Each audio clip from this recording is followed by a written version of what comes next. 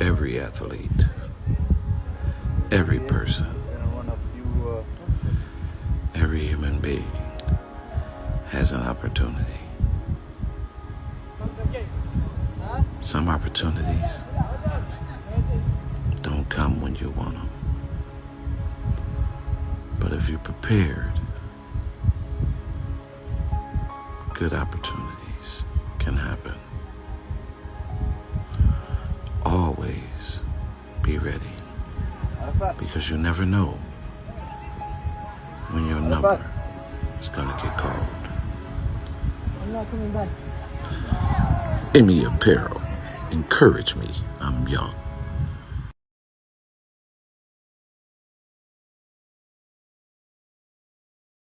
Calvin T. Mann, leading Emiy, served over 20,000 youth through speaking, coaching, and mentoring.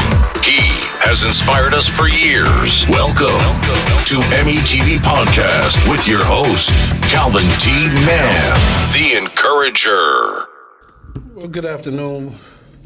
Welcome to Put Your Family First podcast. We're glad to have our day, our feet to the ground, our toes, our noses, our ears, our fingers, right? All the limbs and trims and all the things that God gives us daily. It's the third. Thank you. It's the third Monday, and on the third Monday, we bring in our expert on seniors, Ms. Mona Hill. And before we get into that, how's everybody doing? How you doing, Monique? How you doing, Great. Heather? Good. How you doing, Mona? Good. Good. Right. So it's good to be around this estrogen, beautiful people. All right. They never. All right. For me, it's I'll be speaking males and men and boys. And God always surround me with support and love. And today is going to be a great day as we get into this topic about dementia. And hold on, wait a minute. Whatever, dude.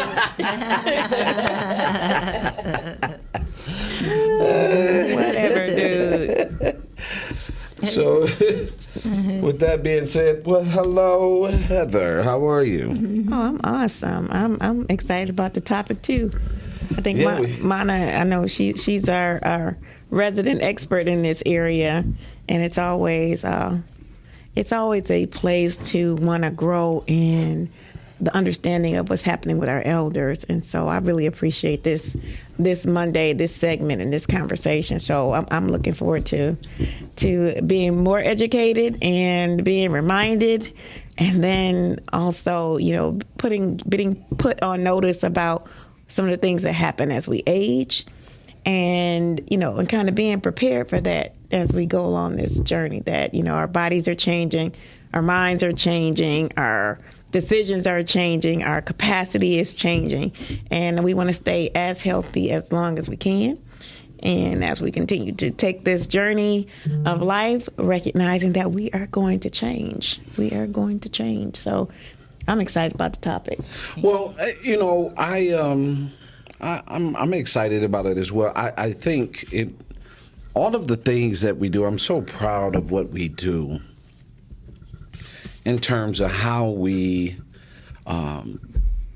speak on family, talk about family, speak all the things that we're, about. I'm very proud to sit here and take on this topic because, as you all well know, we seem to distance ourselves from seniors. And I remember, I get a story about a friend whose grandmother he took full advantage of that had dementia, and I would not tell that story publicly, but I would like to tell the story in a movie. And one thing about this, when I've seen things, and Mona, you can tap in, because I want to get right down to it. One thing that I learned was about the how music playing music from their era and genre was important to them. So, some is movies, right, and those things. But Mona, let's get this show started. Well, hello, everyone. My name is Mona Hansen-Hill, and I'm a gerontologist who has extensively studied aging and worked in the field of aging for about 30 years. I'm currently an administrator of an assisted living for Jewish Senior Life, but I've taken a new role as an executive director, as an assisted living and executive director in Lake Orion, so I'm excited about that new role and starting a new career path. I look forward to those experiences and those new endeavors. I have a bachelor's degree in gerontology with a certificate in nursing home administration and activity therapy and mental health. I am a licensed social worker. I have an MBA with a healthcare concentration.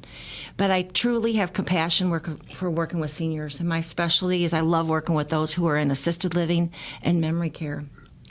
So today I'm going to share some different types of dementias, and then I'm going to share some do's and don'ts, some things that we should do with our people that have dementia, and some things that we should not do. Okay. All right. Sound like a plan? So my first thing is going to be, I'm going to read you a poem, and this is pretty deep. Okay? Let's go there. Okay. That you remember me. I learned so much throughout my life, but there's much I don't recall. I know it's in there somewhere, but it's hard to find it all. It's not that I've forgotten you, but the things I've said I do. I remember everything, but it's hidden somewhere I cannot see beyond my view. You see, there's a shadow where there didn't used to be, and sometimes when I look right there, it confuses me. My mind has ways of taking me where I don't want to go. I know your name, you see, just now. It's hard for me, and things I really know, I know is really there. And it might not be so. Though I might forget you, it's important that you see how much it means to me that you remember me. Pretty deep. There's one more little small one. Don't ask me to remember. Don't ask me to remember. Don't try to make me understand. Let me rest, and you'll know you know me. Kiss my cheek and hold my hand. I'm confused beyond your concept. I am sad, sick, and lost. All I know is that I need you to be with me at no cost. Do not lose your patience with me. Do not scold or curse or cry. I can't help the way I'm acting. Can't be different though I try. Just remember that I need you. The bestest for me is gone. But please don't fail to stand beside me. Love me till life is done. Awesome. It's pretty deep. Yeah. That's deep. Deep. So when we get off into, is there something you want to add before Mona? So I just had a list of conversation questions. I'm always looking for topics to tie and frame our discussion for the day.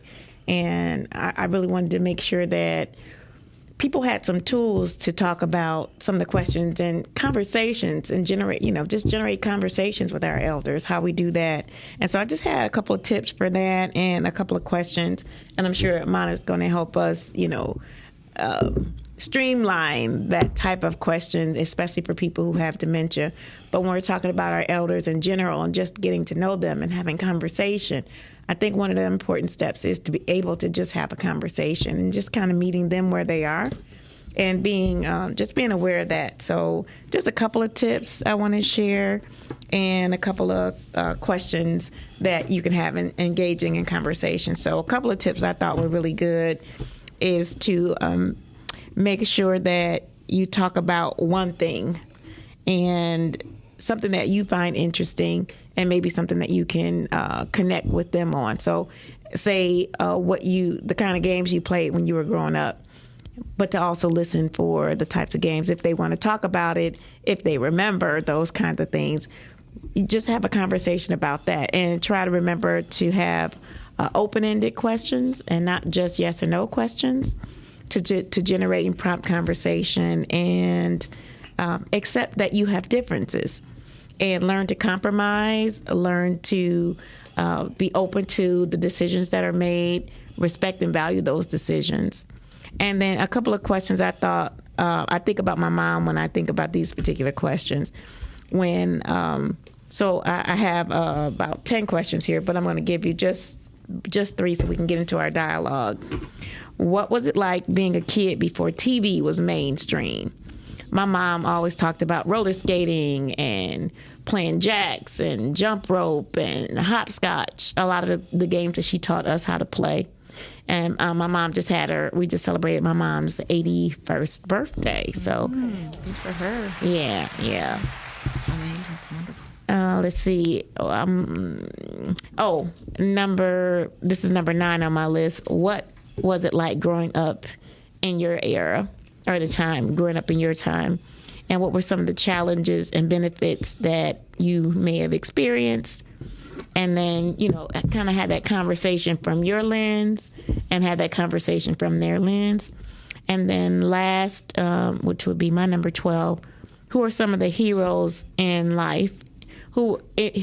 life at that time?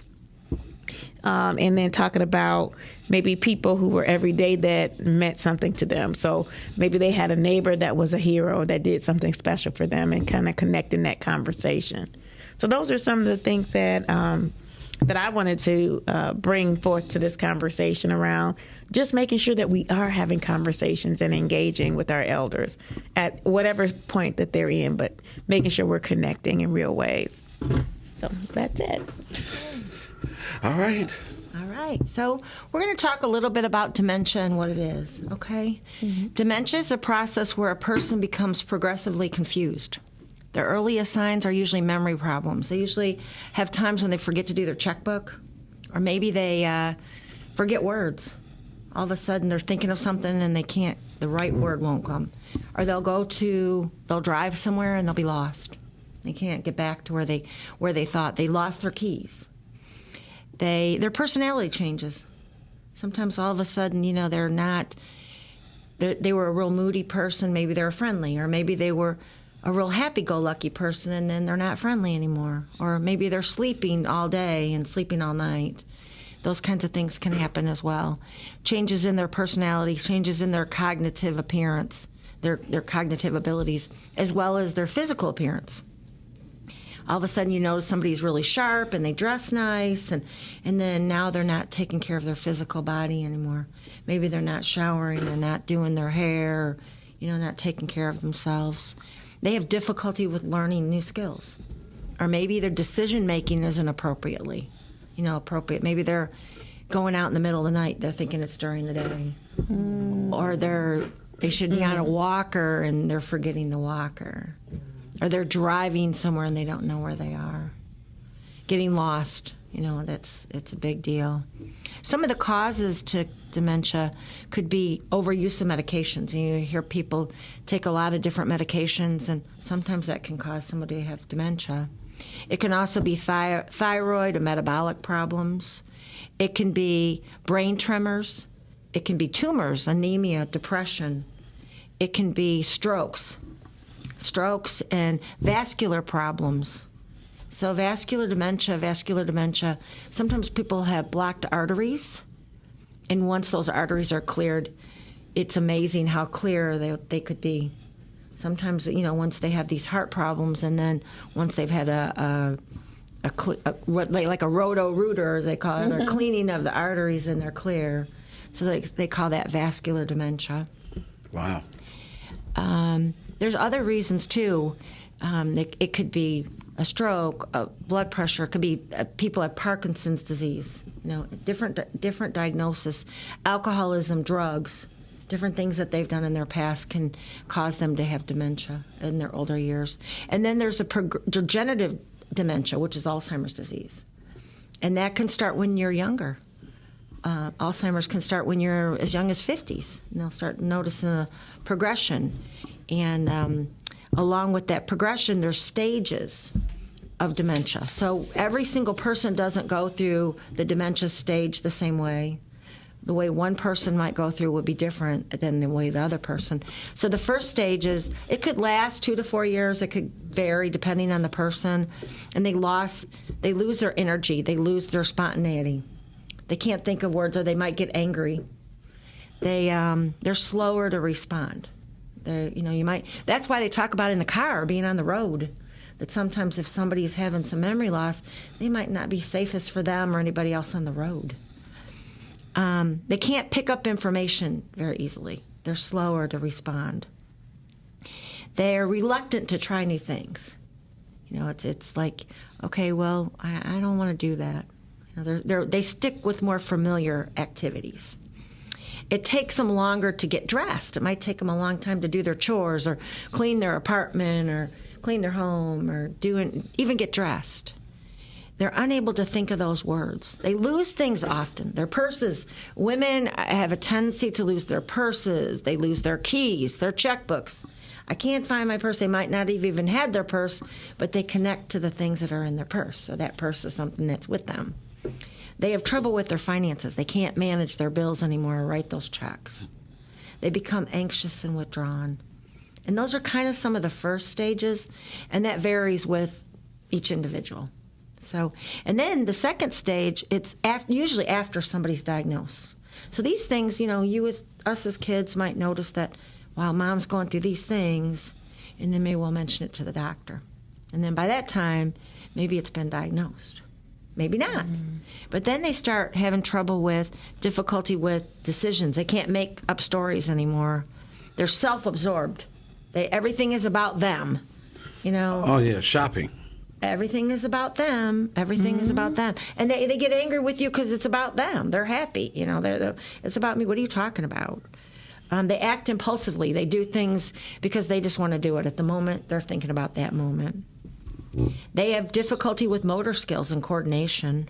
They can't write clear anymore. Their writing changes. They have trouble with comprehension, and their speeches might not be as clear. And they might be repetitive. They might have delusions and hallucinations. And that happens a lot. Sometimes you'll see seniors stay awake all day and not even sleep for 2-3 days. Mm. And even a melatonin might not work. I mean, you may have a doctor might have to give them like a trazodone or something to sleep because they're just, their mind is going and they just can't rest. Wow. They become easily overloaded to stimulation. Too much stimulation can be frantic to them. Like too much, like doing too many things or going too many places, or we got to do this, and this. It might be too much for that senior.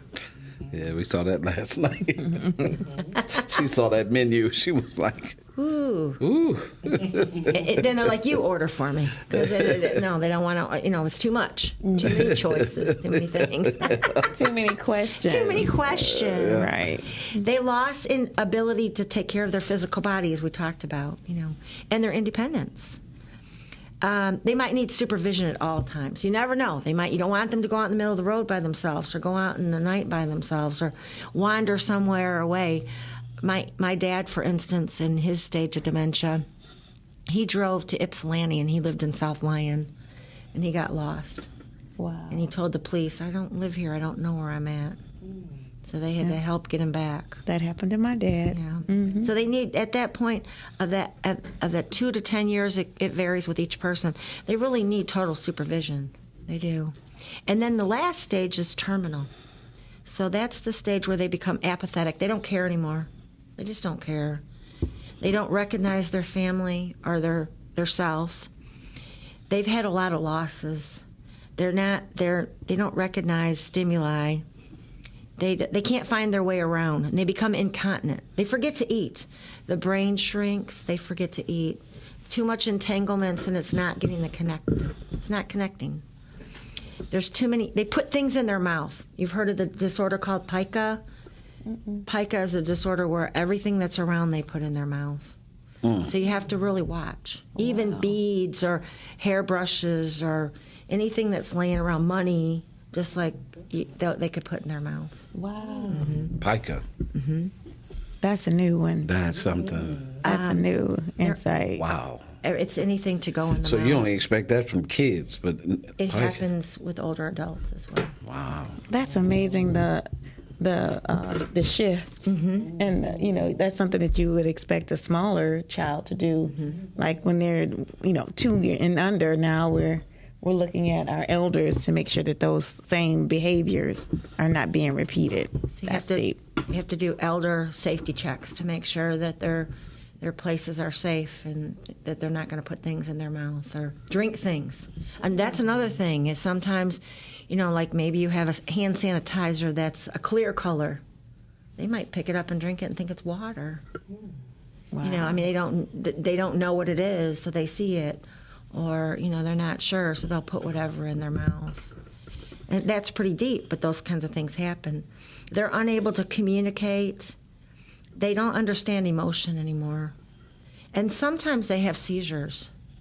So I don't know if you've seen anybody have a seizure where they just stare. Some people have grand mals, but they'll have like stare seizures that you don't even realize that they're doing it. And they'll be gone for a couple of minutes. A stare seizure. Like that, they're just staring. And you don't know where they are. They're somewhere else. I do They that can be a lot. very dangerous. I leave a building a lot. I do. That's what we call it. Yep. Yeah, Calvin has left the building. I could be, and you could be talking to me, and I'll be on to something else. You're just probably focusing your day.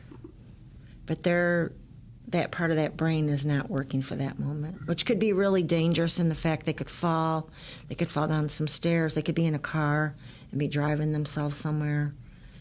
Different things could happen to them. Have you seen? I'm sorry. Have you seen that happen? Yes. Have you seen the what did you call it? Pica. Pica. Yep. Have you seen that happen? Yeah, too? I've seen residents or seniors put things in their mouth that are inappropriate and drink things. And you have to watch everything, any kind of chemicals or products or anything that looks like something else too.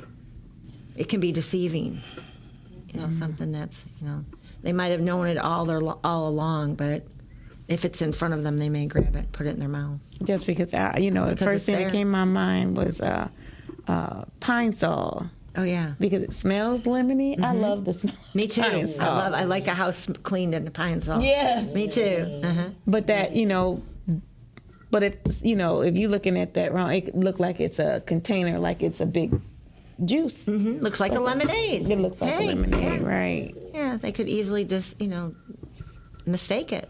Right. And it smells good. Oh wow. And it smells good. Yeah. And think about like I said, money. Or right. Put a money in their mouth, or it could put anything in their mouth. So you have to really watch those kinds of things in front of them. So are there signs leading up to that? I know you talked about the stages, but can you talk about give us some more cues to look for that? When you start seeing a cluster of these types of behaviors. Is that a sign? I know when I had my parents tested, they kind of, the first time I had them tested, they were kind of a little bit reluctant. Like, why are you just trying to get us, diagnosed as being incompetent? And I was trying to tell them, no, it's not that. And when we took them to have the testing, the doctor said that it wasn't dementia, it wasn't Alzheimer's, but because both of my parents were having challenges. Mm-hmm. My mom had a stroke, and my dad had, he was a diabetic, but he would have, his blood sugar would go off the charts, over 1,000. Oh, wow. Yeah, it would go up, but he would still be, he would not necessarily be, he would be conscious, but he may not have been making sense. Mm-hmm. Mm-hmm. And it would just be off the charts. That happened a couple times. So what they said was it caused damage to their frontal lobe. Mm-hmm. Mm-hmm. And so that was the diagnosis. And I had her explain that to me, my siblings, because that was not something that I was familiar with. And I'm not sure if she really took what we were sharing with her, that the new behaviors that my parents had. It just didn't seem like she really like that had any value on the diagnosis. Like some of the behaviors that you mentioned, we brought those to her attention too. And so after she was like, well, it's just this. And she just didn't, to me, it did not seem like, she really took those things into consideration and the whole picture. So it was like just her assessment was the only part of the assessment that she used to make a diagnosis. Usually an assessment should be a family thing. I mean, it should be things that you've given them from the past as well, things that you've experienced and people have seen and those kinds of things as well, besides just what the clinician is seeing. But she didn't seem to take that into it. That's really important because those kinds of things can bring light to the conversation, and you might have been seeing things the last couple of years that are relating to those diagnoses. Right, that's how I felt. Yeah, anyway. it can be, and like memory loss is not necessarily dementia. We all can have memory loss, and we all will receive memory loss. We'll all get memory loss one day in our life, but doesn't necessarily mean it's dementia. But with a cluster of different things appearing, and it's happened over a period of time, that they definitely should have taken into consideration the things that you guys were saying. I thought so. Because and usually in most cases, that's something that is evaluated. Yes. Yes, I agree. And there were a couple of things that you mentioned together, so I was kind of putting it in the stages of the things that stood out to me. You talked about anemia and dementia. Can you talk a little bit more about some of that? Sometimes people, when they're anemic, so they're not getting enough oxygen to their brain, they're not getting enough, they're anemic, they don't have that iron in their body, so it's not giving the oxygen to their brain to be able to think clear. Or they're tired, so they're tired all the time, so they're just not focusing. Just not, they're just not on task, and they'll have confusion because of that. And that anemia could be leading up to a stroke. It could be leaning towards something else. A lot of times when you're anemic, you could have a heart attack, you could have a stroke. Those kinds of things go along with it. Yeah, or thyroidism, those kinds of things have to do, because your thyroid controls your body. So if your thyroid isn't under control and you're not taking thyroid medication and you're anemic, you're not getting the connections to your brain. Oh, that's very important. Thank you for that. I also have some do's and don'ts. Some things that we want to talk about when you're working with somebody. These are some do's that you would do with communication with seniors, someone that has dementia. Do pay attention to what works. If something works, why change it? If you know something's working, something's doing well, don't change it. Give them short sentences. Would you like to go downstairs? Ask yes and no questions. Provide choices. Do you want an apple or an orange? Not too many things, like you were saying. Overwhelming. A big menu can be overwhelming. They can't read it. They can't see it. A lot of times the print's small, and there's too many things. It's better a lot of times if you help them make a decision and give them only 2 options. A couple choice. That way they still have their independence to make a choice, but then you're not giving them too many choices. Right. And allow them time to respond. A lot of times they'll be trying to respond, but we're in such a hurry. We want to do everything so fast that we forgot they need time to think about it. And we were in a hurry. We got places to go, things to do, but they want us to give them time. Keep it really simple. Simple conversation. Repeat. I know sometimes that gets frustrating to repeat things over and over. They repeat things over and over, but we have to repeat it back to them over and over without getting frustrated. Yes. It's the without frustration part. Without the frustration, because they feel your tension. It's infectious. If you have the tension, they're going to have the tension. So, avoid being like in a hurry. Try to use things to distract. If they're having a moment, try to distract them with maybe an activity that they like or music. Like Calvin was saying, senior citizens a lot of times will love the old music. they'll relate to an old song that maybe they don't relate to anything else, but maybe they'll relate to that song. Look for the happy moments, encourage those happy moments in family hobbies. So if there's something that the family does, you might want to get out the photo album and show her pictures. They might not recognize themselves. Is that right? They might not. They might not know who they are in that picture because maybe they're young. They might not even know who they are. They may think that that's their mom or their dad. But just have a conversation with what they were doing. Break things down, like if they're getting dressed, into 1 to 2 steps. Put your arm in the sleeve. Put your other arm in the sleeve. 1 step. They call it task breakdown. Don't give them a shirt and expect them to put it on. They're going to need you to give them the guidance. Agree with them. Don't argue with them at all. That's another thing. Don't argue. Agree with whatever they say. You're better off to just agree and walk away. Okay, so this is a point for me.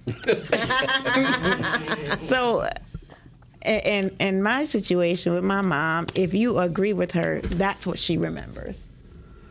And so that's the expectation. So my mother loves to shop. That's her thing. And I remind her that I'm not the shopping daughter. Mm-hmm. There are 3 other people who shop with my mother. I'm just not one of them. And no matter what, she's always going to try to pressure me to take her shopping. And so I tell her the same thing. I don't say it in anger. Mm-hmm. She gets very angry. Like, she gets very angry, very upset. And it takes her to a not so happy place. She wants you to spend that time with her. She's not. No, she doesn't. You don't think so? Oh no, it's not about it's me. Shopping. It's shopping. That's her. We had a video. Okay. She's into it, huh? We were in Good Boston. for her.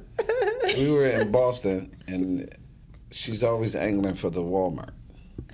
Oh, okay. It's Walmart, it's Target, it's always a sale. Dollar Tree is something. It's something, right? Mm-hmm. So the family bus pull up. I'm in the truck. The school bus, it's a family bus, is right here. Uh-huh. I'm in the truck, right? We're watching. And I said, when she get off this bus, she gonna be moving, right? And when she got off that bus, you'd have thought she was running the Olympics. That shopping is her quality of life. It is. That's what she enjoys doing. So we got a Maybe she video. feels fulfilled by that. Yes. Oh, yeah. Yeah, absolutely. There's no question. It is no question, because she was scooting. You hear me? Yeah, she was in a hurry to go shopping. No, to do no her, walker. her Earlier dill today, justice. She wanted to go shopping. She in the walker. We got her with the Leisurely walker. moving. Mm-hmm. You know, moving slow.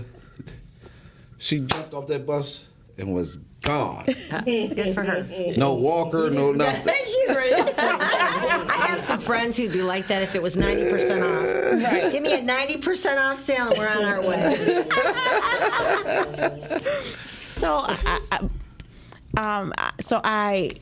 What I found with her is that that's what she remembers. Mm-hmm. So if I agree to it, that's what she remembers, and that's what she will argue. She'll argue. Now, she won't forget that part. Oh, she likes the argument part. Oh, yeah. You told me, you said I could do this today. We were going to do this today.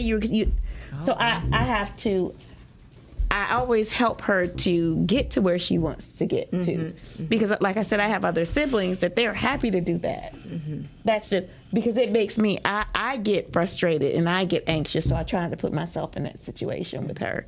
Because when she gets in the store, she hides from me. Oh. So if she's on a scooter, she'll back up when she sees me coming. Like because she doesn't want me to rush her. She sounds like she's a jazzy little lady. She is jazzy. She is. She absolutely is. So I literally, but her and my dad did that. Both of them did. I think she's a grifter. But I think she got a game. That's a whole. She's got her plan all. Yeah, that's a whole other story. But so trying to, the things that I have to be that I have to be firm about, but not disrespectful. Right. Especially when we go to the doctor's office. So I go to my mother's doctor's appointments. Her story that she feeds the doctor is totally different from what's true.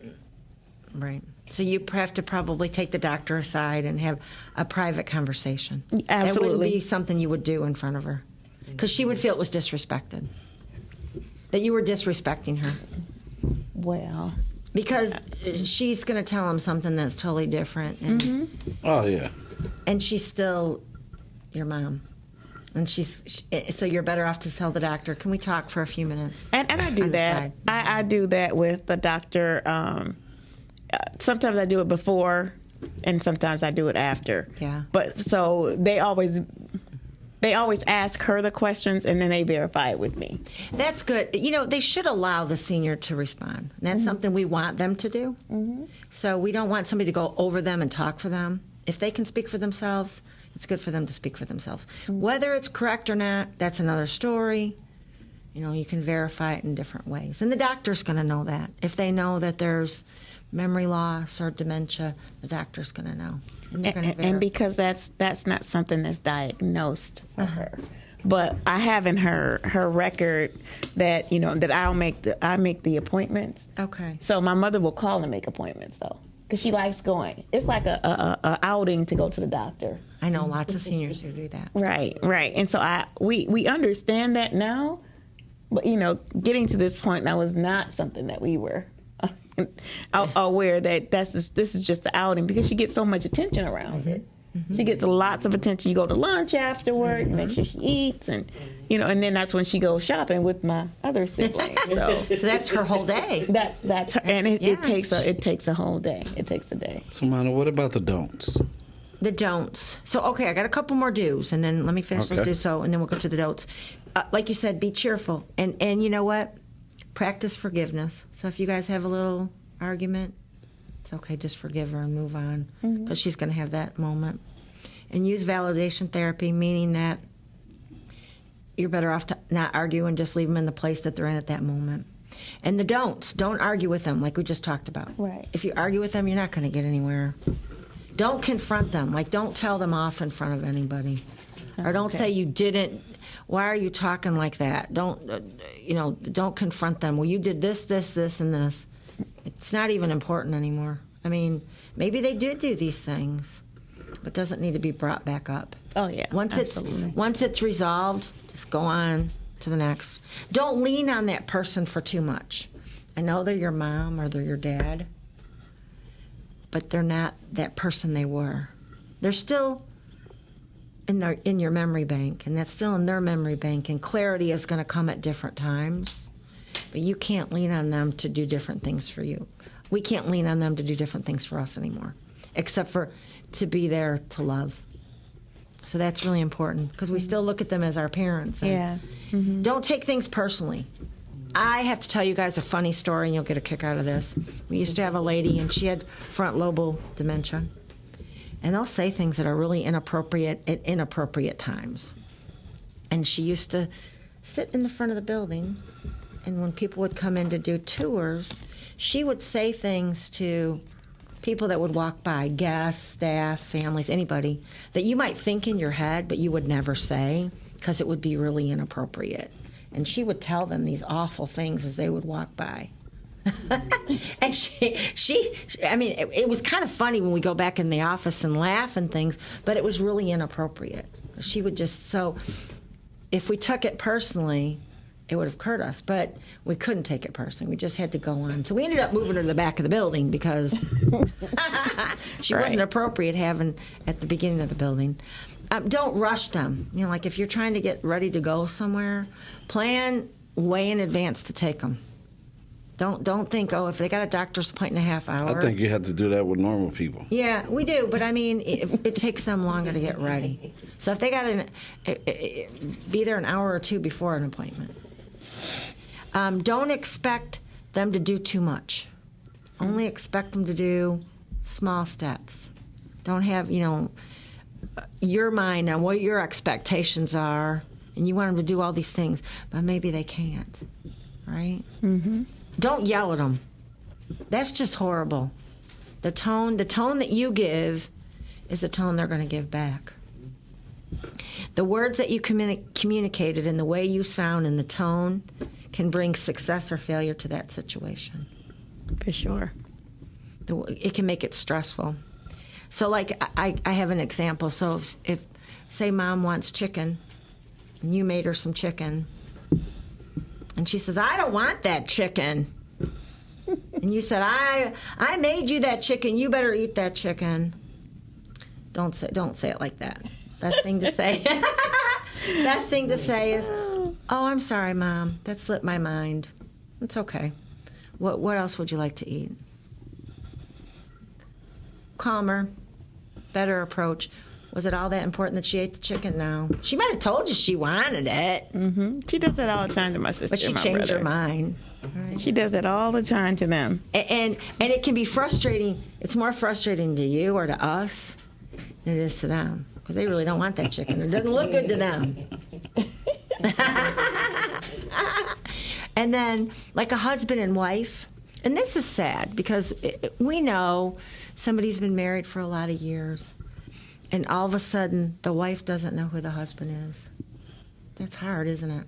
Mm-hmm. And a gentleman will come in and she'll say, well, who are you? Where's my husband? And that'll be your husband. Mm. And for him to say, well, I'm your husband. What are you talking about? It's better to say, your husband will be here for dinner. Wow. Think about it. He'll be here for dinner. Because that moment she's having is unclear, mm-hmm. but later it'll be clear. Wow. So just, put it back to giving that, she'll be here for dinner. And then I've got another one, like the mother and daughter. Mm. The mom brings her husband over, like you guys. The mom can't remember Calvin. I'm like, oh, you brought a nice friend over. And you'll say, Mom, you don't know my friend? That's my husband. Don't say that. Best thing to say is, oh, Mom, nice to see you. Yeah, this is Calvin. He came over with me today. Sometimes, yeah, it's hard to forget a Calvin. Yeah, of course. Or an Andre. Right. So, yeah, it's sometimes we have to step into their world at that moment, but that doesn't mean she won't remember you later. It could be just that moment that she doesn't remember you. Yes. Wow. This is so much good, rich information to think about. I'm still on the pica. Like, I done took that word. That's going to be some research for me tonight. Mm-hmm. Because I like new stuff. Mm-hmm.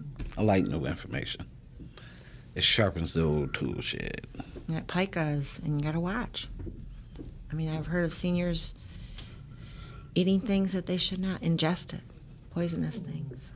Mm-hmm.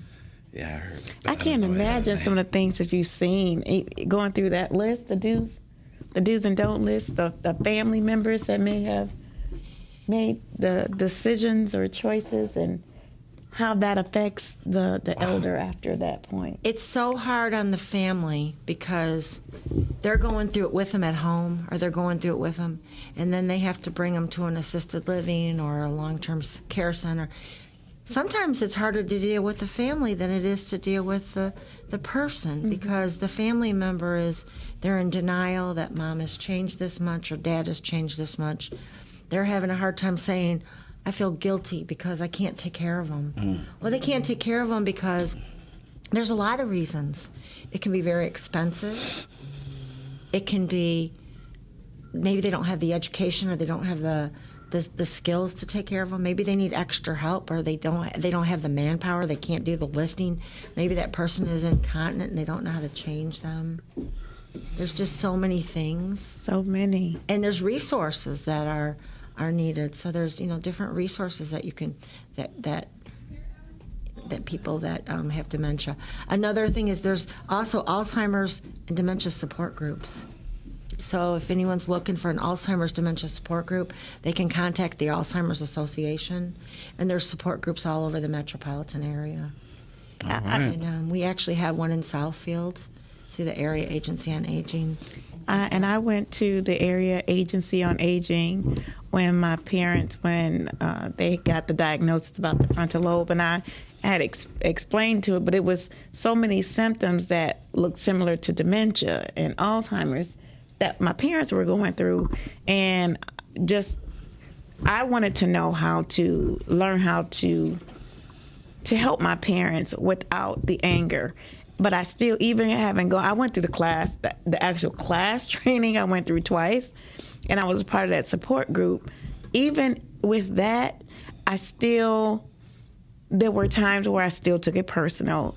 There were times where I would still get frustrated. There are times when I would still argue back and forth. Even, and I guess in my training, I knew better, but this was mom and dad, and I would default to this is mom and dad. Right. And so I had to do some self-work too. I had to forgive myself too, because I took it really hard after I would beat myself up so badly about it that, it would make me feel like I'm not of value to them and I need to step back or step away. And the last thing they needed me to do was step back or step away. I needed to find my medium. So I didn't do everything right all the time, but my goal was always to put them in their health was always a priority to me.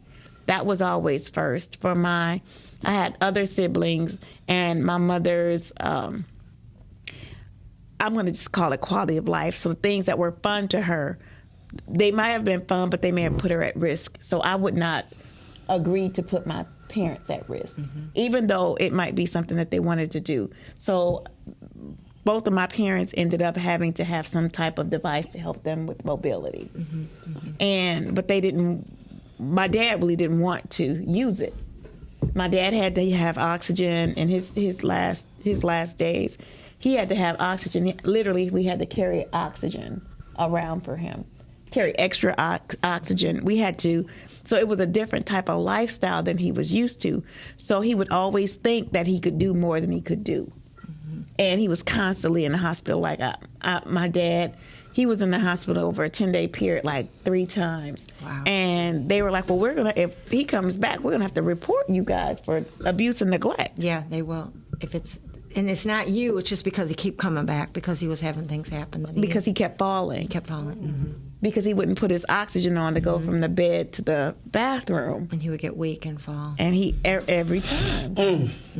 And so, but being able, so I'm for those of our listeners that are out there and they're having this position of caregivers and aging parents, and I just want to encourage you to take it all in. Remember that these are our elders are people still, and people within the shell. I think that kind of looking at it that way, and some of the ways that you've suggested, is very helpful to just know that sometimes they're inside the shell versus on the outside of the shell. And a caregiver is the backbone. So the caregiver has to take care of themselves. Yes. The caregiver, if they don't take care of themselves, then they're not going to be any good to the person that they're caring for. Right. And oftentimes the caregiver's forgotten. They're exhausted, they're tired, yes, they're worn out, and they've lost, they oftentimes, sometimes the caregivers pass away before the senior or the person that's going through the dementia. So we have to always remember to take care of ourselves. And a smile goes a long ways. Stay calm, be soothing, be caring. Be caring to the caregiver, be caring to the resident, the senior. Humor is healing too. If you can laugh through things, it helps a lot. Laughter means a lot. Laughter is the closest thing, the distance between two people. You can have a good laugh between each one of you. Maybe they say something that's funny, or maybe you just all of a sudden it sparks a laugh. That means a lot. Mm-hmm.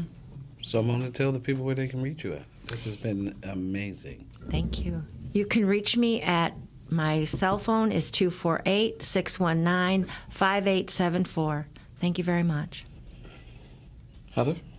You can reach me at yourinspiredjourney.com, yourinspiredjourney.com, and you can reach me by phone at 313 759-7855. You can reach me at calvintman.com. Mona, this has been Mana. I better say it right, Mana. That's okay. This has been amazing information. Once again, we're looking forward to the next time when you come on.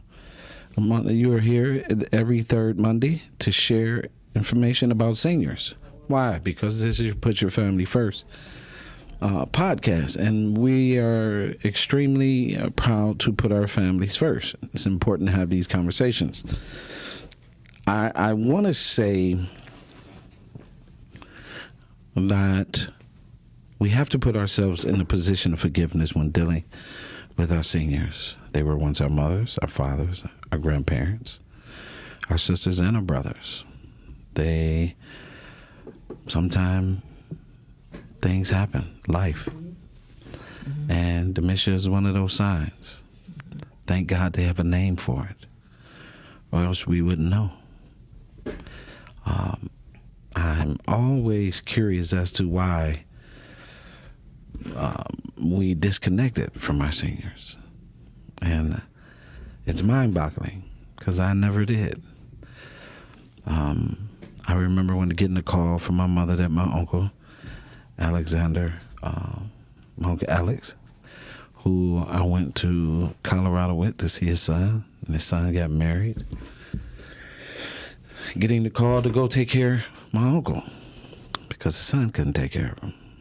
And so my mother said, you got to go take care of your uncle. And this was my great Uncle Alex. And I went and took care of him. We had to deal with the catheters and everything. Then I think about the men that's been in my life. Mr. Cecil, Sonny Man, they were all men.